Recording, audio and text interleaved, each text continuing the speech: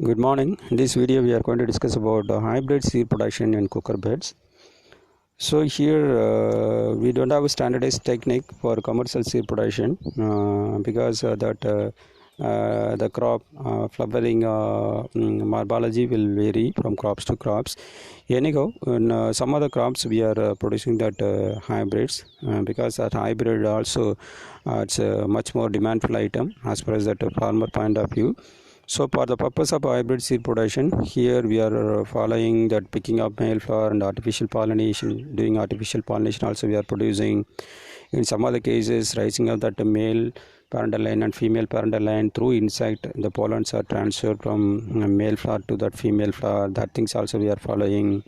In some other cases, we are using that hinomonasis line. So cucumber, that kind of lines are available. In those cases, we are following hinomonasis line based hybrid seed production.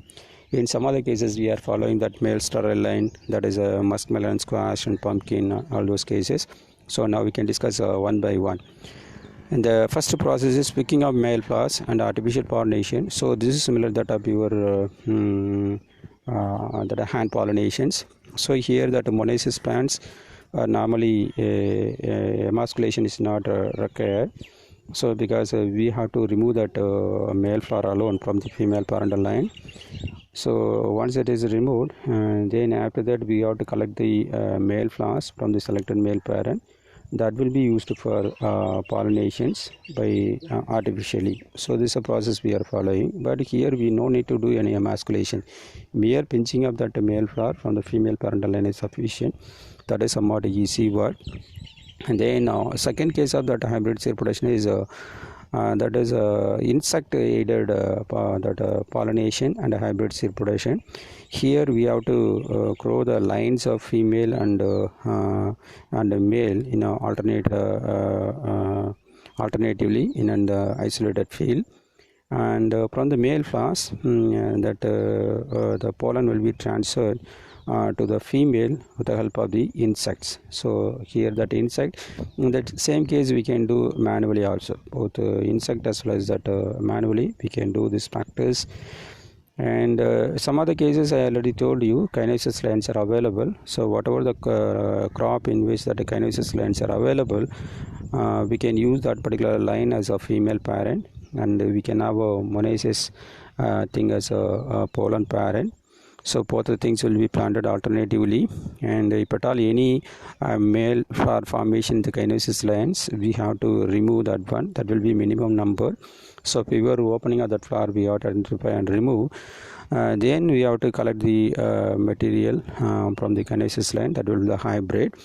Whereas here that kinesis lines are always expected to produce only that female flower alone. So for the purpose of multiplying that kinesis line, what we have to do is we have to cultivate that kinesis line in isolated block that will produce only that pistillated flower alone. So in order to pollinate those pistillate flowers, we can induce that kinesis line to produce certain number of male flowers also. So for that purpose, we have to apply GA3 thrice at a 15 days interval from second leaf stage onwards, or single foliar spray of that silver nitrate 600 ppm. That should be done before first flower open. So by the way of applying that GA3, that a prescribed dose at a prescribed time, or single dose of that silver nitrate, we can induce that kinesis line to produce certain number of that male flowers.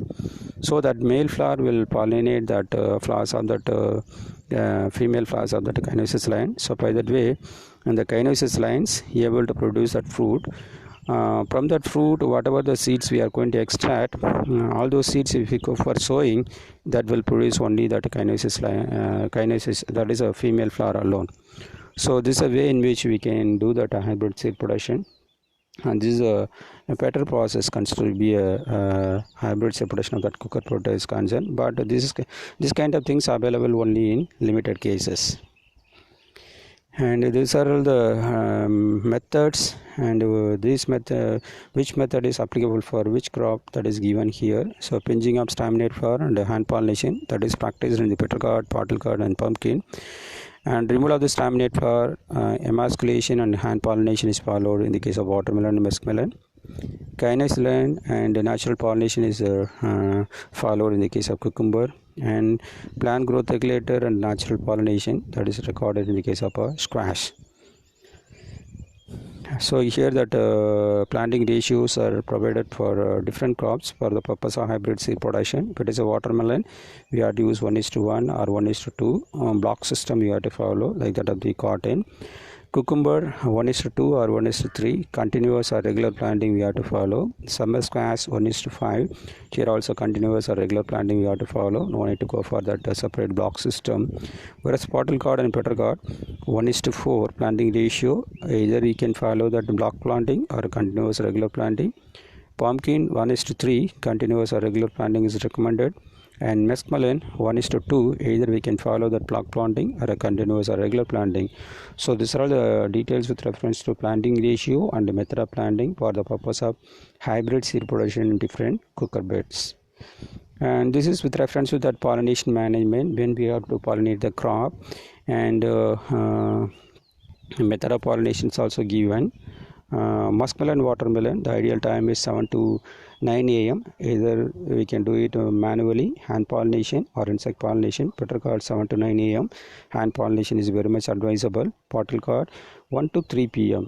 So this is a 1 to 3 p.m. hand pollination is very much advisable. And pumpkin 5 to 7 a.m. so hand pollination. Summer squash 7 to 9 a.m. hand pollination, and cucumber 7 to 9 a.m. either through hand pollinations or insect pollination is recommended. So this is about that harvesting and extraction of the fruit from the extraction of the seed from the fruits in different cucumber beds. So that first slides regarding the cultivation of the variety itself, I have indicated the physiological maturity indices symptoms for various cucumber beds. So here that images related to that physiological maturities are provided here. In the case of bottle gourd, that fruit will become brown or something. So here you can see, and if you knock the fruit, you can hear that metallic sound also. That is at physiological maturity symptoms. Similarly, that petter gourd, the 1/3 of the fruit become a red in color. So redding in color, that is at petter gourd as well as snake gourd. So here you can see. So red color symptoms will appear on the fruit at the time we have to harvest the things.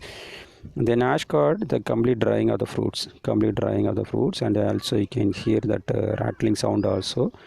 And that is a ash gourd, ash color coating will appear, ash color, white color coating will appear. So these are all the symptoms associated with the physiological maturation of the seeds as far as that cucumber is concerned. So during that physiological maturity stage, we have to separate the fruit from the mother plant. Then we have to go for that separation of the seeds from the fruits. So here we are having that different methods are available: fermentation method, alkaline method, and mechanical method. Under fermentation method, what we are doing is that the total fruit is converted into a pulp, and then pulp is allowed to ferment in the wooden or non-metallic barrels for about 30 hours. So like that. So for pulping purpose, now we are having mechanical macerators. With the help of that, we have to convert. Then after that, will be put it in the wooden barrel for about 30 hours. So periodically, you have to give that mixing also. So mainly to prevent the growth of the fungi on the seed surfaces. So during that process, that fruit pulp, everything will be started to float on the surface. Only that good quality seeds alone will be settled at the bottom. So whatever that seeds are settled at the bottom, that we have to take it out, and manually we have to rub the seeds. By the way, we can remove that miscellaneous substances that surrounded on the seed surface. So this is a fermentation process. Whatever the seed extracted through this fermentation process, and the appearance is not that much good. It's a dull looking, but it's a low cost method, but it's a time consuming process. And then mechanical method, under mechanical methods, the fruits are cut into small pieces and macerated. After that, the macerated pulp will be added with the chemicals. Either they are adding that alkali or acid. If it is an acid method, means we have to use 1 N, that is a 1 normal hydrochloric acid. Recommended dose is 50 to 60 ml per 10 kg of pulp. 50 to 60 ml per 10 kg of pulp. And both the things should be mixed, and you do stirring continuously, then allow it for 30 minutes. After 30 minutes, you have to add sufficient quantity of water. At the time that fruit pulp and skin, everything will float on the surface, and good quality seed alone will be settled at the bottom. Then you can, by the way of doing continuous washing, we can ensure that the complete removal of the acids, or otherwise that the acid will remain on the seed surface, and that will continue the process of that corroding. Okay, so that leads to some sort of a injury to the seeds, that make the seed as a non-viable. That is a problem is there. So if it is thoroughly washed, there won't be any issue. But this is considered to be a very ideal method. Seed recovery percentage also more, and see in the extracted seeds also bright looking. And after extraction, through this process, the seeds totally devoid of any pathogen, whereas in the case of fermentation process, if at all any pathogens are available originally in the seed, that will remain in the seeds. Which here we are using that acid or alkali, so because of that, here there won't be any chance for survival of any pathogen on the seed surface. So quality wise, the seed is good, provided that complete removal of the acid after extraction of the seeds. So that is we have to ensure. Then dry extraction, some of the cases we have to follow dry seed extraction also. That is mainly followed for that ripped gourd and pottle gourd. So we have to completely dry the fruit. After that, we have to cut open the distal end, and seeds are collected and cleaned. And the bottle gourd fruits are cut open at the proximal end, and the seeds are collected. Seed is normally scooped from the dried fruits, because that is normally occupy that inner area. And after that, through winnowing process, we can remove the dirt and the inert things, and we can dry the seeds and bring the moisture content to the safer level. Then we can go for that storage of the seeds. So dry seed extraction is followed in the case of rich gourd or ripped gourd and bottle gourd.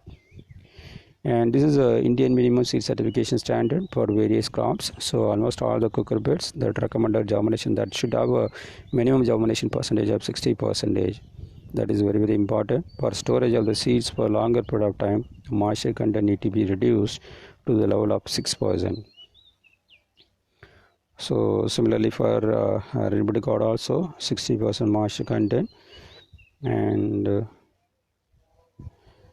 petal gourd, already given that information, the presence of more number of objectionable weeds, that is a wild relatives are there as far as the petal gourd is concerned. That is a Mamadea, Palsemena, Bacteria, Mamadea coxensis, Mamadea diaca, Jangli, Kerala, like that. So many wild relatives are there. So we must be very careful. We have to isolate the crop appropriately. So by that way only we can ensure the crop and the seed have that prescribed level of the genetic purity. So here also that minimum germination percentage is 60, and moisture content should be 6% for safer storage of the material for longer time. Same thing for that snake gourd also. Here also that so many number of wild relatives are there: Trichosanthes, Palmata, Lobata, Cucumina, Jangla, Jalsida, so like that. So many things are there. We have to isolate the crops and try to maintain that genetic purity. So this is a red pumpkin beetle. It's a main pollinating agent as well as that cucurbit is concerned. So with that we are completing that cucurbit. Thank you very much.